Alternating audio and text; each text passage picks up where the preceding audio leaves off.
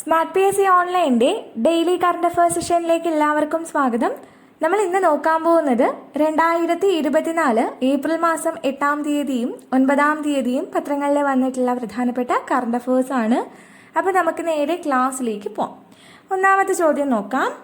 2024 ലോകാരോഗ്യ ദിനത്തിൻ്റെ പ്രമേയം. 2024 ലോകാരോഗ്യ ദിനത്തിൻ്റെ പ്രമേയം. അപ്പോൾ എന്നാണ് ലോകാരോഗ്യ ദിനം? ഏപ്രിൽ 7-നാണ്. അപ്പോൾ 2024 ലോകാരോഗ്യ ദിനത്തിൻ്റെ പ്രമേയമാണ് നമ്മുടെ ചോദ്യം. അപ്പോൾ 2024 ലോകാരോഗ്യ ദിനത്തിൻ്റെ പ്രമേയം എന്താണ്? My health my right. അപ്പോൾ 2024 ലോകാരോഗ്യ ദിനത്തിൻ്റെ പ്രമേയം ചോദിച്ചു കഴിഞ്ഞാൽ എന്താണ്? My health my right. അപ്പോൾ 2023 പ്രമേയം കൂടി പഠിക്കണം, ഹെൽത്ത് ഫോർ ഓൾ. അപ്പോൾ 2024 പ്രമേയം പറഞ്ഞു മൈ ഹെൽത്ത് മൈ റൈറ്റ്. 2023 പ്രമേയം പറഞ്ഞു എന്താണ്? Health for all. നമുക്ക് രണ്ടാമത്തെ ചോദ്യം നോക്കാം.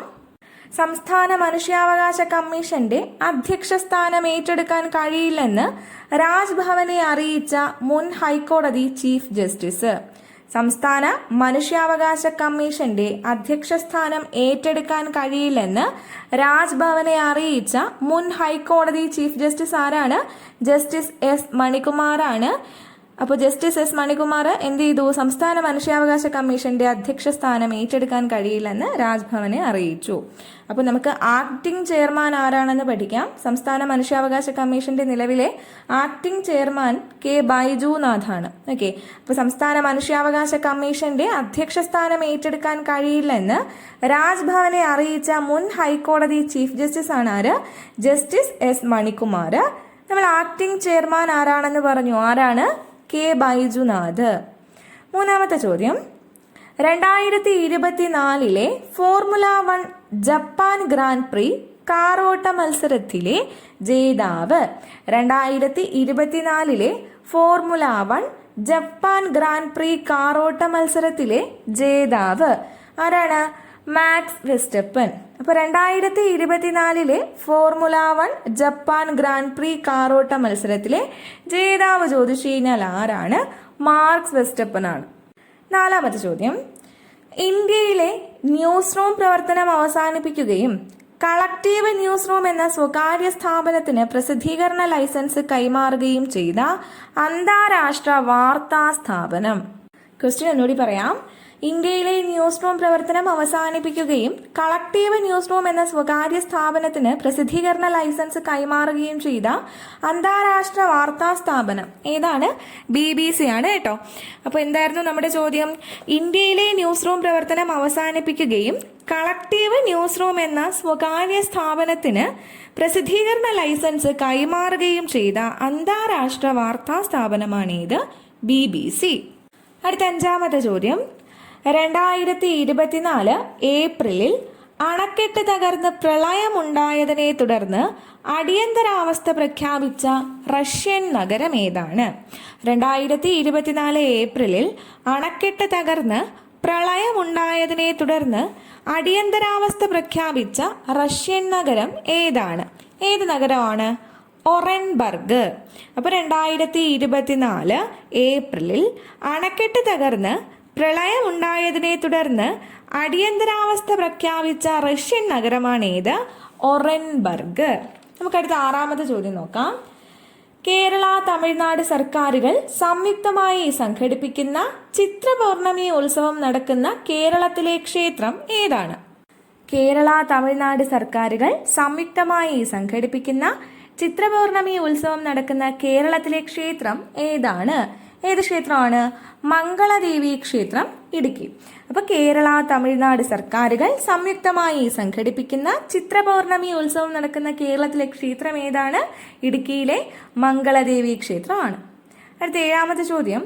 National cooperative dairy federation of India limited അതായത് NCDFIയുടെ ചെയർമാനായി നിയമിതനായത്? National cooperative dairy federation of India limited NCDFIയുടെ ചെയർമാനായി നിയമിതനായത് ആരാണ്? മീനേഷ് ഷാ. അപ്പോൾ national cooperative dairy federation of India ലിമിറ്റഡിന്റെ ചെയർമാനായി നിയമിതനായ വ്യക്തി ആരാണ്? മീനേഷ് ഷായാണ്. അടുത്ത എട്ടാമത്തെ ചോദ്യം. നിശ്ചിത സ്റ്റോപ്പുകളിൽ വാഹനം നിർത്തിയില്ലെങ്കിൽ KSRTC ഡ്രൈവർക്ക് ഈടാക്കുന്ന പിഴ എത്ര രൂപയാണ്? നിശ്ചിത സ്റ്റോപ്പുകളിൽ വാഹനം നിർത്തിയില്ലെങ്കിൽ KSRTC ഡ്രൈവർക്ക് ഈടാക്കുന്ന പിഴ എത്ര രൂപയാണ്? എത്രയാണ്? 1000 രൂപയാണ് കേട്ടോ. അപ്പോൾ നിശ്ചിത സ്റ്റോപ്പുകളിൽ വാഹനം നിർത്തിയില്ലെങ്കിൽ KSRTC ഡ്രൈവർക്ക് ഈടാക്കുന്ന പിഴ എത്രയാണ്? 1000 രൂപ. 9ാമത്തെ ചോദ്യം, IPL-ൽ ഒരു ടീമിന് വേണ്ടി 150 വിക്കറ്റ് നേടിയ ആദ്യത്തെ ഇന്ത്യൻ താരം. IPL-ൽ ഒരു ടീമിന് വേണ്ടി 150 വിക്കറ്റ് നേടിയ ആദ്യത്തെ ഇന്ത്യൻ താരം ആരാണ്? ജസ്പ്രീത് ബുംറയാണ്. മുംബൈ ഇന്ത്യൻസ് താരമാണ് ആര്? ജസ്പ്രീത് ബുംറ. അപ്പോൾ IPL-ൽ ഒരു ടീമിന് വേണ്ടിയിട്ട് 150 വിക്കറ്റ് നേടിയ ആദ്യത്തെ ഇന്ത്യൻ താരമാണ് ആര്? ജസ്പ്രീത് ബുംറ. 10ാമത്തെ ചോദ്യം, IPL-ൽ 4000 റൺസ് പൂർത്തിയാക്കിയ ആദ്യത്തെ മലയാളി. IPL-ൽ 4000 റൺസ് പൂർത്തിയാക്കിയ ആദ്യത്തെ മലയാളി ആരാണ്? സഞ്ജു വി സാംസൺ. അപ്പോൾ IPL-ൽ 4000 റൺസ് പൂർത്തിയാക്കിയ ആദ്യത്തെ മലയാളി ആരാണെന്ന് ചോദിച്ചു കഴിഞ്ഞാൽ ആരാണ്? സഞ്ജു വി സാംസൺ ആണ്. IPL-ൽ 4000 റൺസ് പൂർത്തിയാക്കിയ ആദ്യത്തെ മലയാളി ആരാണ്? സഞ്ജു വി സാംസൺ ആണ്.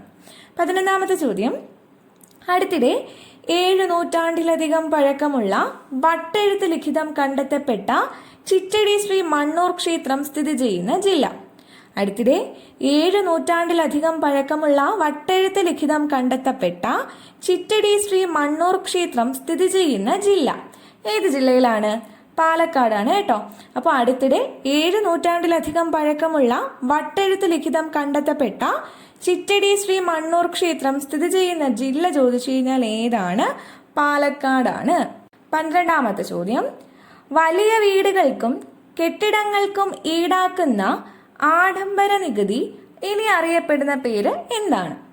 വലിയ വീടുകൾക്കും കെട്ടിടങ്ങൾക്കും ഈടാക്കുന്ന ആഡംബര നികുതി ഇനി അറിയപ്പെടുന്ന പേര് എന്താണ്? അധിക നികുതി എന്നാണ് കേട്ടോ. അപ്പോൾ വലിയ വീടുകൾക്കും കെട്ടിടങ്ങൾക്കും ഈടാക്കുന്ന ആഡംബര നികുതി ഇനി അറിയപ്പെടുന്നത് എന്തെന്നാണ്? അധിക നികുതി. കേരള കെട്ടിട നികുതി ഭേദഗതി ബില്ല് 2023 പ്രകാരമാണ് ഇങ്ങനെ ഒരു മാറ്റം വന്നിട്ടുള്ളത്. അപ്പോൾ വലിയ വീടുകൾക്കും കെട്ടിടങ്ങൾക്കും ഒക്കെ ഈടാക്കുന്ന ആഡംബര നികുതി ഇനി മുതൽ അറിയപ്പെടുന്ന പേരെന്താണ്? അധിക നികുതി. കേരള കെട്ടിട നികുതി ഭേദഗതി ബിൽ 2023 പ്രകാരമാണ് ഇപ്രകാരം ഒരു മാറ്റം വന്നിട്ടുള്ളത്. അടുത്ത 13ാമത്തെ ചോദ്യം, പ്രഥമ ഇന്നസെന്റ് പുരസ്കാരത്തിന് അർഹനായത് ആരാണ്? പ്രഥമ ഇന്നസെന്റ് പുരസ്കാരത്തിന് അർഹനായത് ആരാണ്? ഇടവേള ബാബു. അപ്പോൾ പ്രഥമ ഇന്നസെന്റ് പുരസ്കാരത്തിന് അർഹനായത് ആരാണെന്ന് ചോദിച്ചു കഴിഞ്ഞാൽ ആരാണ്? ഇടവേള ബാബു ആണ് കേട്ടോ. അപ്പോൾ പ്രഥമ ഇന്നസെന്റ് പുരസ്കാരത്തിന് അർഹനായത് ആരാണ്? ഇടവേള ബാബു ആണ്. കലാരംഗത്ത് നൽകിയ സമഗ്ര സംഭാവനയ്ക്കാണ് ഈ ഒരു പുരസ്കാരം ഇടവേള ബാബുവിന് നൽകിയിട്ടുള്ളത്. കലാരംഗത്ത് നൽകിയ സമഗ്ര സംഭാവനയ്ക്കാണ് ഈ ഒരു പുരസ്കാരം ഇടവേള ബാബുവിന് നൽകിയത്. സിനിമാ താരങ്ങളുടെ സംഘടനയാണ് ഏത്? അമ്മ.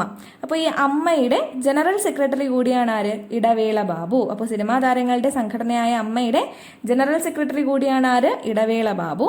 അപ്പോൾ നമുക്ക് ഇന്നസെന്റിന്റെ ആത്മകഥ നോക്കാം. ഇന്നസെന്റിന്റെ ആത്മകഥ എന്താണ്? ചിരിക്ക് പിന്നിൽ. അപ്പോൾ പ്രഥമ ഇന്നസെന്റ് പുരസ്കാരത്തിന് അർഹനായത് ആരാണ് എന്ന് ചോദിച്ചു കഴിഞ്ഞാൽ ആരാണ്? ഇടവേള ബാബുവാണ്. അടുത്ത 14ാമത്തെ ചോദ്യം, അടുത്തിടെ പക്ഷിപ്പനിയുടെ വകഭേദമായ H5N1 റിപ്പോർട്ട് ചെയ്ത രാജ്യം. അടുത്തിടെ പക്ഷിപ്പനിയുടെ വകഭേദമായ H5N1 റിപ്പോർട്ട് ചെയ്ത രാജ്യം ഏത് രാജ്യമാണ്? അമേരിക്ക. അപ്പോൾ അടുത്തിടെ പക്ഷിപ്പനിയുടെ വകഭേദമായിട്ടുള്ള H5N1 റിപ്പോർട്ട് ചെയ്ത രാജ്യം ചോദിച്ചു കഴിഞ്ഞാൽ ഏത് രാജ്യമാണ്? അമേരിക്കയാണ്. ഇന്നത്തെ അവസാനത്തെ ചോദ്യം നോക്കാം. പക്ഷികളും ഒരു മനുഷ്യനും എന്ന പുസ്തകത്തിന്റെ രചയിതാവ് ആരാണ്? പക്ഷികളും ഒരു മനുഷ്യനും എന്ന പുസ്തകത്തിന്റെ രചയിതാവ് ആരാണ്? സുരേഷ് ഇളമൺ. അപ്പോൾ സുരേഷ് ഇളമൺ എഴുതിയ ഒരു പുസ്തകമാണ് ഇത്, പക്ഷികളും ഒരു മനുഷ്യനും. നമുക്കറിയാം കേരളത്തിലെ പക്ഷികൾ എന്ന പുസ്തകത്തിന്റെ രചയിതാവ് ആരാണ്? ഇന്ദുചൂഡനാണ്. അപ്പോൾ ഈ ഇന്ദുചൂഡന്റെ ജീവചരിത്രമാണ് പക്ഷികളും ഒരു മനുഷ്യനും. ഓക്കെ, അപ്പോൾ പക്ഷികളും ഒരു മനുഷ്യനും എന്ന പുസ്തകത്തിന്റെ രചയിതാവ് ആരാണ്? സുരേഷ് ഇളമൺ ആണ്. കേരളത്തിലെ പക്ഷികൾ എന്ന പുസ്തകത്തിന്റെ രചയിതാവാണ് ആര്? ഇന്ദുചൂഡൻ. യഥാർത്ഥ പേരെന്താണ്? കെ നീലകണ്ഠൻ. അദ്ദേഹത്തിന്റെ തൂലികാ നാമമാണ് എന്ത്? ഇന്ദുചൂഡൻ. അപ്പോൾ അദ്ദേഹം എഴുതിയ പുസ്തകമാണ് ഏത്? കേരളത്തിലെ പക്ഷികൾ. അപ്പോൾ ഈ പുസ്തകം എഴുതിയിട്ടുള്ള ഇന്ദുചൂഡന്റെ ജീവചരിത്ര ഗ്രന്ഥമാണ് ഏത്? പക്ഷികളും ഒരു മനുഷ്യനും. ആ പുസ്തകം എഴുതിയത് ആരാണ്? അത് സുരേഷ് ഇളമണ്ണാണ്. ഇനി കെ നീലകണ്ഠന്റെ പേരിൽ അറിയപ്പെടുന്ന പക്ഷി സങ്കേതം ചോദിച്ചു കഴിഞ്ഞാൽ ഏതാണ്? അത് ചൂളന്നൂരാണ് കേട്ടോ. അപ്പോൾ പക്ഷികളും ഒരു മനുഷ്യനും എന്ന പുസ്തകത്തിന്റെ രചയിതാവ് ആരാണ്? സുരേഷ് ഇളമണ്ണാണ്. കേരളത്തിലെ പക്ഷികൾ എന്ന പുസ്തകത്തിന്റെ രചയിതാവാണ് ആര്? ഇന്ദുചൂഡൻ. ഈ ഇന്ദുചൂഡന്റെ ജീവചരിത്രമാണ് പക്ഷികളും ഒരു മനുഷ്യനും എന്ന് പറയുന്നത്. പിന്നെ പറഞ്ഞത് കെ നീലകണ്ഠന്റെ പേരിലുള്ള പക്ഷി സങ്കേതം ഏതാണ്? അത് ചൂളന്നൂരാണ്. അപ്പൊ നമുക്ക് ഇന്ന് പഠിച്ച ക്വസ്റ്റ്യൻസ് ഒരു തവണ കൂടി റിവൈസ് ചെയ്യാം. നമ്മൾ ഇന്ന് ആദ്യം പറഞ്ഞ ക്വസ്റ്റ്യൻ എന്തായിരുന്നു? 2024 ലോകാരോഗ്യ ദിനത്തിന്റെ പ്രമേയം. അപ്പോൾ എന്നാണ് ലോകാരോഗ്യ ദിനം? ഏപ്രിൽ 7-നാണ്. 2024 പ്രമേയം എന്തായിരുന്നു? My health my right. കൂട്ടത്തിൽ നമ്മൾ 2023 ലോകാരോഗ്യ ദിനത്തിന്റെ പ്രമേയം കൂടി പറഞ്ഞിട്ടുണ്ടായിരുന്നു. എന്താണ്? Health for all. രണ്ടാമത്തെ ചോദ്യം, സംസ്ഥാന മനുഷ്യാവകാശ കമ്മീഷന്റെ അധ്യക്ഷ സ്ഥാനം ഏറ്റെടുക്കാൻ കഴിയില്ലെന്ന് രാജ്ഭവനെ അറിയിച്ച മുൻ ഹൈക്കോടതി ചീഫ് ജസ്റ്റിസ് ആരാണ്? ജസ്റ്റിസ് എസ് മണികുമാറാണ്. അപ്പൊ നമ്മൾ നിലവിലെ സംസ്ഥാന മനുഷ്യാവകാശ കമ്മീഷന്റെ ആക്ടിംഗ് ചെയർമാൻ ആരാണെന്ന് പറഞ്ഞു. ആരാണ്? കെ ബൈജുനാഥ് ആണ്. മൂന്നാമത്തെ ചോദ്യം, 2024 ഫോർമുല 1 ജപ്പാൻ ഗ്രാൻഡ് പ്രീ കാറോട്ട മത്സരത്തിലെ ജേതാവ് ആരാണ്? മാക്സ് വെസ്റ്റപ്പൻ ആണ്. നാലാമത്തെ ചോദ്യം, ഇന്ത്യയിലെ ന്യൂസ് റൂം പ്രവർത്തനം അവസാനിപ്പിക്കുകയും കളക്ടീവ് ന്യൂസ് റൂം എന്ന സ്വകാര്യ സ്ഥാപനത്തിന് പ്രസിദ്ധീകരണ ലൈസൻസ് കൈമാറുകയും ചെയ്ത അന്താരാഷ്ട്ര വാർത്താ സ്ഥാപനം ഏതാണ്? BBC. അഞ്ചാമത്തെ ചോദ്യം, 2024 ഏപ്രിലിൽ അണക്കെട്ട് തകർന്ന് പ്രളയമുണ്ടായതിനെ തുടർന്ന് അടിയന്തരാവസ്ഥ പ്രഖ്യാപിച്ച റഷ്യൻ നഗരം ഏതാണ്? ഒറൻബർഗ്. ആറാമത്തെ ചോദ്യം, കേരള തമിഴ്നാട് സർക്കാരുകൾ സംയുക്തമായി സംഘടിപ്പിക്കുന്ന ചിത്രപൗർണമി ഉത്സവം നടക്കുന്ന കേരളത്തിലെ ക്ഷേത്രം ഏത് ക്ഷേത്രമാണ്? മംഗളദേവി ക്ഷേത്രം, ഇടുക്കി. ഏഴാമത്തെ ചോദ്യം, national cooperative dairy federation of India ലിമിറ്റഡിന്റെ ചെയർമാനായി നിയമിതനായത് ആരാണ്? മീനേഷ് ഷാ. എട്ടാമത്തെ ചോദ്യം, നിശ്ചിത സ്റ്റോപ്പുകളിൽ വാഹനം നിർത്തിയില്ലെങ്കിൽ KSRTC ഡ്രൈവർക്ക് ഈടാക്കുന്ന പിഴ എത്ര രൂപയാണ്? 1000 രൂപ. IPL ഒരു ടീമിന് വേണ്ടി 150 വിക്കറ്റ് നേടിയ ആദ്യത്തെ ഇന്ത്യൻ താരം ആരാണ്? ജസ്പ്രീത് ബുംറയാണ്. മുംബൈ ഇന്ത്യൻസിന്റെ താരമാണ് ആര്? ജസ്പ്രീത് ബുംറ. പത്താമത്തെ ചോദ്യം, IPL 4000 റൺസ് പൂർത്തിയാക്കിയ ആദ്യത്തെ മലയാളി താരം ആരാണ്?